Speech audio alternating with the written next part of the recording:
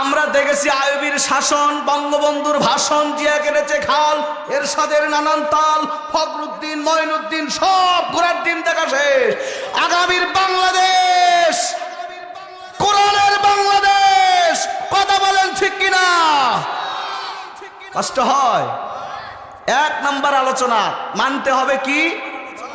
জোরসে বলেন। কোরআন যদি মানেন তাহলে পৃথিবীতে সুখ আসবে। কি আসবে? আপনি সুখী হবেন। আলোচনার সাথে কি মিল আছে? এক নাম্বার পুরস্কার পেয়ে গেছেন। আমার মুসলমান ভাইয়েরা, দুই নাম্বার আলোচনা, আল্লাহ পাক বলে ওয়াবিল ওয়ালিদাইনি ইহসানা। বান্দারে, আমি রব্বুল আলামিন তোমাকে যেই পরামর্শটা দেই, এই পরামর্শটার এক নাম্বার পরামর্শ, আমি আল্লাহর কোরআন দিয়ে তোমরা জীবন চালাবা, আমি আল্লাহর ইবাদত করবা। আমি আল্লাহর ইবাদত করার পরে বান্দারে যেই কাজটা তোমাকে সমাজের মধ্যে করতে হবে সেইটা হলো আবিল ওয়ালিদাইনি ইহসানা, পিতা মাতার প্রতি ইহসান করতে হবে। ও মুসলমান ভাইরা, ইহসানটা কেমন জিনিস? আল্লাহ রাব্বুল আলামিনের পয়গম্বর জনাবে মুহাম্মদুর রাসূলুল্লাহ সাল্লাল্লাহু আলাইহি ওয়াসাল্লাম সাহাবা কেরামদেরকে নিয়ে আলোচনা করতেছিলেন।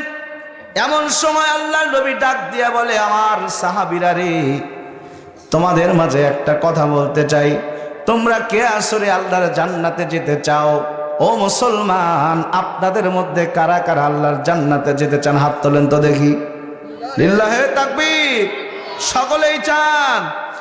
আল্লাহর পয়গম্বরের সাহাবীরাও এইরকম সবাই হাত উঠাইছে। রব্বুল আলামিন, ও রব্বুল আলামিনের হাবিব, আমরা সকলেই আল্লাহর জান্নাতে যেতে চাই।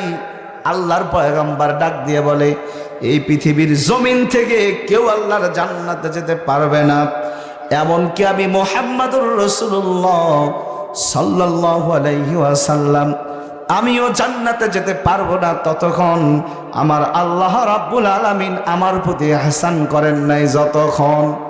ও বন্ধু, সাহাবীদের মধ্য থেকে একজন সাহাবী অজর নয়নে কাঁদতে কাঁদতে ডাক দিয়ে বলে, ইয়া রাসূলুল্লাহ, তাহলে আপনি একটু বলে দেন ওই আল্লাহ তাআলার ইহসান পাওয়া যাবে কেমনে? আল্লাহ তাআলার ইহসান পাওয়া যাবে কেমনে? মুসলমান ভাইরা, আল্লাহর নবী ডাক দিয়ে কয়, এই পৃথিবীর জমিনে পিতা মাতার প্রতি ইহসান করবে যারা, কাল কিয়ামতের ময়দানেও আল্লাহ তাআলার ইহসান পেয়ে জান্নাতে যাবে তারা।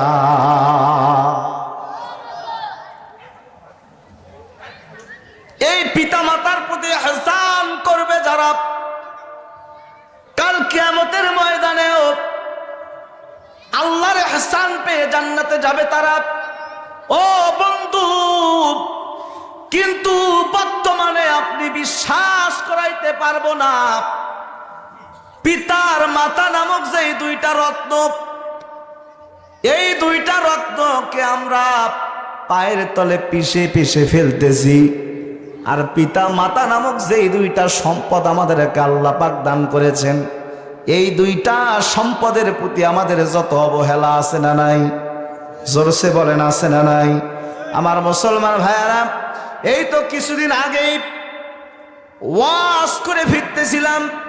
গত বছরে প্রচন্ড ঠান্ডা, একজন রিকশাওয়ালা চাচা ফজরের নামাজের পর পরেই যেন রিকশা নিয়ে বের হয়েছে। আমার মুসলমান ভাইয়েরা, এরকম ভাবে ঠিরঠির করে কাটতেছে আর কাঁপতেছে। আমি জিজ্ঞাসা করলাম, চাচা, এই বয়সে আপনি পরিশ্রম করেন, ব্যাপারটা কি একটু জানতে চাই। ডাক দিয়ে বলে, রে বেটা, তুমি জেনে কি করবা? যদি এই পরিশ্রমটা আমি না করি তাহলে আগামীকাল তোমার চাচি, আজকে আমি তোমার চাচির ঔষধ কিনে দিতে পারবো না।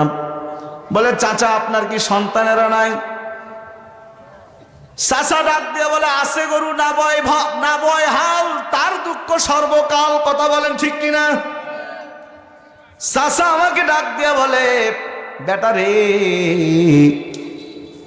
আমার দুইটা তাগড়া জোয়ান সন্তান আছে, তাদের সাথে আমার আর কোনো বনিবনা নাই। বলে চাচা ব্যাপারটা কি?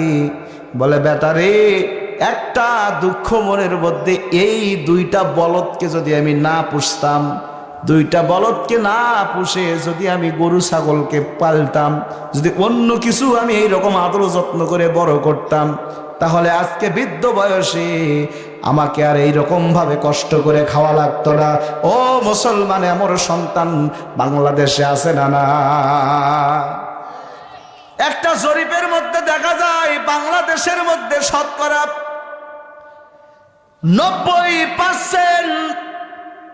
90% মানুষেরা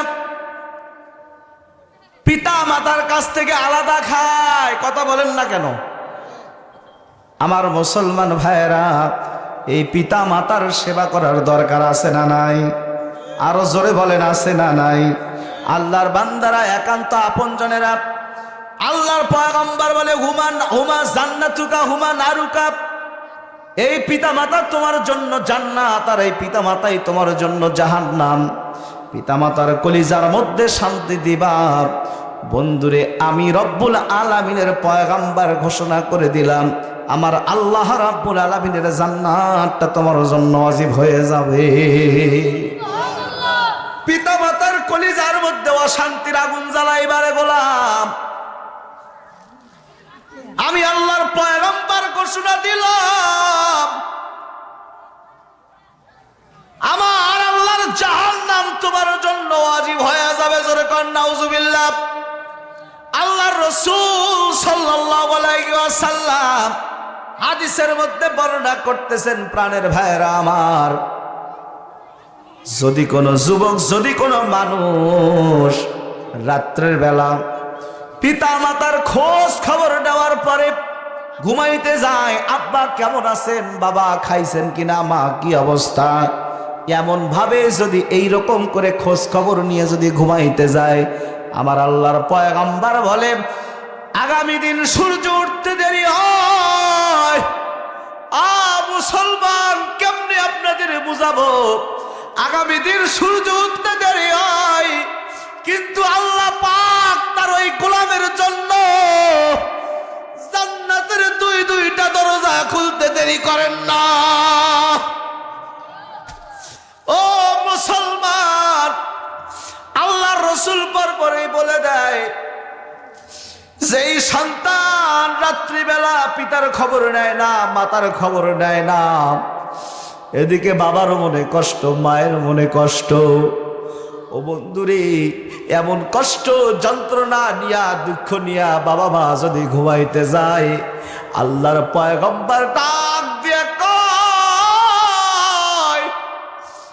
ও আমার উম্মতেরা রে, আমার আল্লাহ রাব্বুল আলামিন,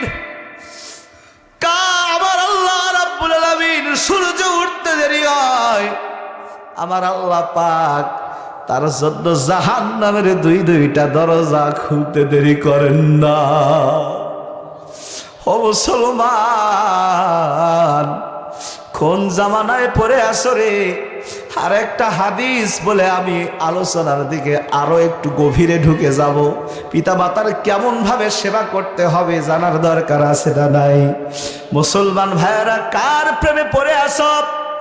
কোন দিকে মজে আসো? আল্লাহর নবীজি তার সাহাবীদেরকে ডাক দিয়ে কয়, আমার সাহাবীরা রে, তোমরা কে আছো দুনিয়ার জমিনের সম্মান যশ খ্যাতির মালিক হতে চাও? হাত তোলো। সাহাবীদের মধ্যে কিছু সংখ্যক সাহাবীরা হাত উত্তোলন করলেন। আমার বন্ধুরা, শুধুমাত্র তাই নয়, নারায়ে তাকবীর, দ্বিতীয় বক্তার আগমন মাহফিলের পক্ষ থেকে, নারায়ে তাকবীর। এই তো 2 মিনিট সময় নিব মুসলমান ভাইয়েরা। আল্লাহর পয়গম্বর ডাক দিয়ে কয়, আমার সাহাবীরা রে, তোমরা কারা আছো? ও সাহাবীরা, তোমরা দুনিয়ার জমিনে সম্মানের মালিক হতে চাও? দুনিয়ার জমিনে কে আছো রে সম্মানের মালিক হতে চাও?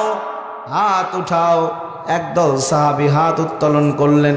আমার মুসলমান ভাইয়েরা, আল্লাহর পয়গম্বর বলল, ও ও আমার সাহাবীরা রে, তোমরা কারা আছো দুনিয়ার জমিনে ওয়াক্ত বিদ্যু টাকা পয়সার মালিক হতে চাও? আরেকদল সাহাবী হাত উত্তোলন করলো। আমার মুসলমান ভাইয়েরা, আল্লাহর পয়গম্বর ডাক দিয়া বলতেছে, কে আছো রে তোমরা দুনিয়ার জমিন থেকে জান্নাতের সুসংবাদ পেতে চাও? হাত উত্তোলন করো। আর একদল সাহাবী হাত উত্তোলন করলো। আমার মুসলমান ভাইয়েরা, আল্লাহর পয়গম্বর ডাক দিয়ে কয়, ও আমার সাহাবীরা রে, তোমরা যদি সম্মান আর টাকা পয়সা যশ খ্যাতি আর যদি তোমরা আখিরাত চাও, তাহলে এই পৃথিবীর জমিনে অন্য কোথাও যাওয়া লাগবে না। কোনো উকিলের কাছে যাওয়া লাগবে না, কোনো ডাক্তারের কাছে যাওয়া লাগবে না, কোনো মাস্টারের কাছে যাওয়া লাগবে না, এমনকি কোনো পীরের কাছে যাওয়া লাগবে না, কোনো খানকায় যাওয়া লাগবে না। চলে যাও তোমার বাবা এবং মায়ের কাছে। তোমার বাবা মার যত খেদমত করবা, আমার আল্লাহ রাব্বুল আলামিন তোমার বাবা মার খেদমতে তারা যদি সন্তুষ্ট হতে পারে, তোমার বাবা মার দোয়ার বদৌলতে আমার আল্লাহ পাক তাদের দোয়া কবুল করে নিয়ে তোমার মনের বাসনা পূরণ করে দেবে। আবার মুসলমান ভাইয়েরা, পিতা মাতার কেমন ভাবে সেবা করলে আল্লাহ পাক খুশি হবে জানতে মন চায় কি চায় না? সকলেরই চায়। কাদের কাদের চায়? দু হাত উঁচু করে দেখান। নারায়ে তাকবীর। আমার মুসলমান ভাইরা, আল্লাহর কোরআন বলে, এই আয়াতের ভিতরে আছে, আল্লাহর কোরআন বলে পিতা মাতার জন্য যদি আপনি দুনিয়ার জমিনে 4টা কাজ করতে পারেন, আমার আল্লাহ রাব্বুল আপনার জন্য খুশি হয়ে আপনাকে জান্নাত দান করে দেবে। কয়টা কাজ? কয়টা? জোরসে বলেন। সামনে নির্বাচন আসতেছে তো, কথা কন না কেন? 1 কাপ চা খাবেন?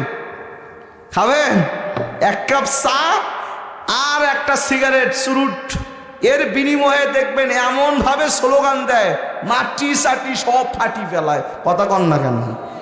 আর আল্লাহর কোরআনের মাহফিলে আসছে, সুবহানাল্লাহ বলবেন, ঠিক বলবেন, এটা বলতে পারবেন না। কথা বলেন, কয়টা? জোরসে বলেন। এই 4টে আলোচনা যদি কখনো সুযোগ পাই বলতে চাই, রাগ করবেন ভাই? রাগ করবেন? আমার মুসলমান ভাইরা, রাগ করিয়েন না, গোসা হইেন না। আমি আপনাদের এলাকারই সন্তান, মেহমান বসে রেখে আলোচনা করা বেমানান, বেয়াদবি। মুসলমান ভাইরা, আমি আপনাদের মাঝখান থেকে বিদায় নেই। আমি আব্দুল্লাহ আল মারুফ, আমাকে সবাই চেনেন, পোস্টারে নাম থাকে আব্দুল্লাহ আল মারুফ গাইবান্ধা। এছাড়াও আমি doctor Nurul Sarkar school and কলেজের ধর্মীয় শিক্ষক হিসাবে আছি। বাংলাদেশ মাজলিসুল মুফাসসিরিনের সদস্য এবং গাইবান্ধা জেলার আল কোরআন গবেষণা পরিষদের শিক্ষা সম্পাদক, এবং এইভাবে অনেক কিছুই। পোস্টারে পদবি তো অত দেওয়ার দরকার নাই।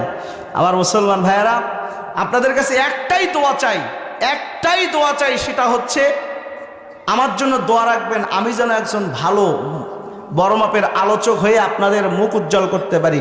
রাজি আছেন তো ইনশাল্লাহ? দোয়া করবেন সবাই। এর জন্য 2টা কাজ আল্লাহ পাক উপর থেকে টানবে, পারস্পরিক যে লোকগুলো আছে, প্রতিবেশীরা আছে, নিচ থেকে ঠেলবে। 2টার সমন্বয়ে একজন ভালো আলোচক তৈরি হয়ে যাবে। মুসলমান ভাইয়েরা, আপনাদের কাছে অনুরোধ, সেটা হলো আমার জন্য দোয়া রাখবেন, এবং যদি কখনো সুযোগ হয় আমাকে সুযোগ করে দেবেন ইনশাল্লাহ। আপনাদের দোয়ার বদৌলতে আল্লাহ পাক যেন আমাকে একজন ভালো আলোচক হিসেবে তৈরি করেন।